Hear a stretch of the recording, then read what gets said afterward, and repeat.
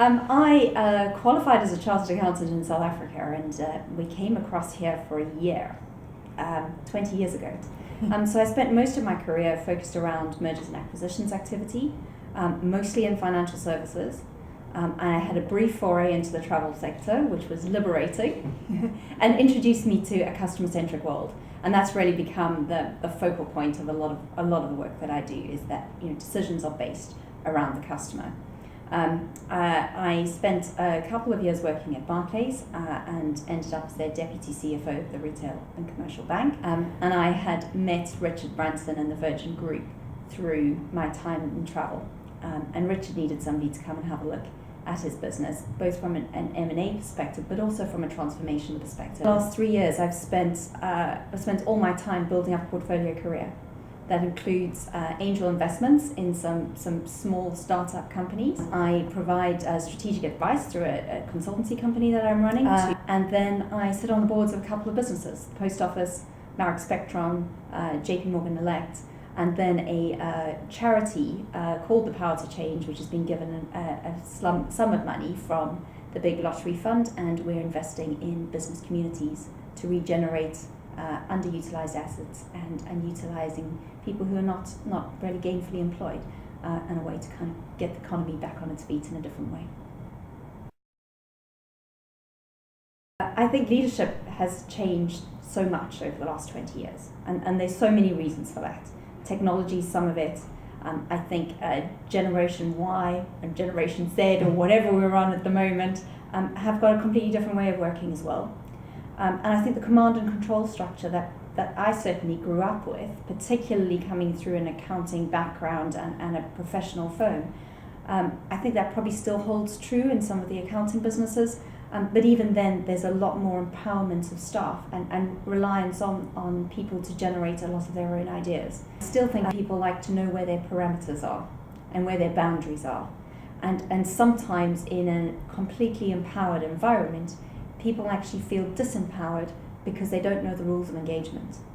So I think organizations have to strike that balance between having the right level of rules of engagement without being bureaucratic, but still allowing people the freedom to operate in the way that brings out the best in them.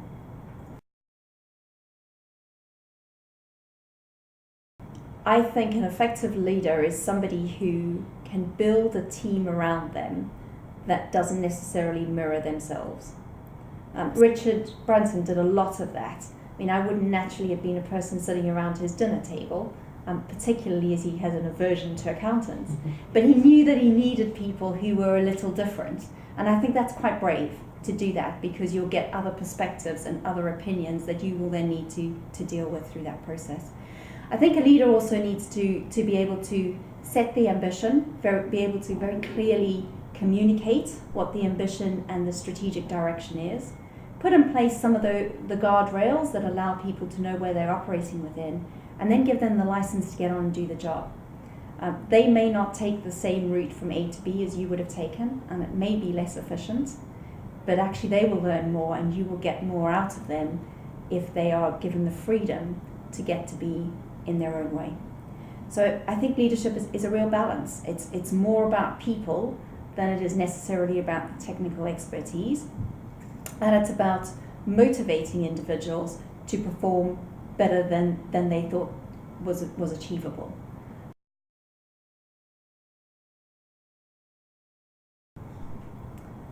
The most challenging thing I find in leading other people is leading high performers.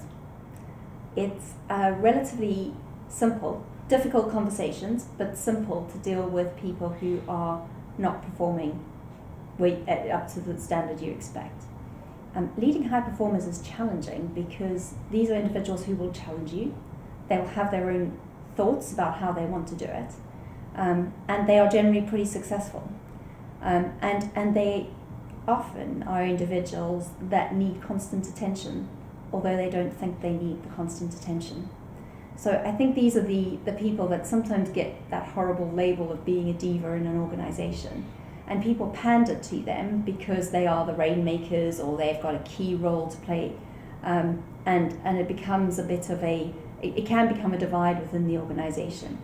It's how do you leverage those real skills and allow that individual as a real, probably an isolated case, to become part of a team. And I actually find managing those people the most difficult. Managing A performers, I think, is always a challenge, and I think it's going to be case specific because each individual is unique and because their particular circumstances are so unique. I think what I've tried to do in all cases is find out what motivates them. So often for a trader or a investment banker, it will be status, and it mostly is status. It's not necessarily remuneration, although the two are obviously intrinsically linked. For other individuals, it's a feeling of being respected. And I can think of some IT developers that I've had who just want to be engaged and want to rather go out and have a beer and a discussion about things than be told something in a room.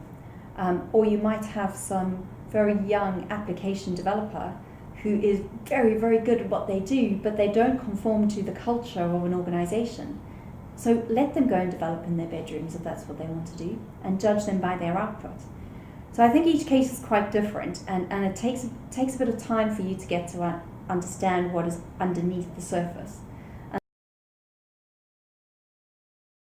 So I did have a boss that really, really inspired me, and he and I are still in touch, and it's amazing how over the years we've actually become peers, and we now use each other for advice. And we meet probably twice a year, and it's the one meeting I always dread because he's going to ask me the difficult questions about what I've done with my career that I know I haven't done and I had said I would do. And he definitely holds me to account on it. The reason why I think he was a great boss is he took a massive gamble on me when he hired me in to do the job that he asked me to do. And for that reason, I didn't want to disappoint him. And so I went above and beyond in order to execute. And he respected me for that. So yeah, that boss gave me a huge opportunity, and he still is my main sounding board on my career decisions.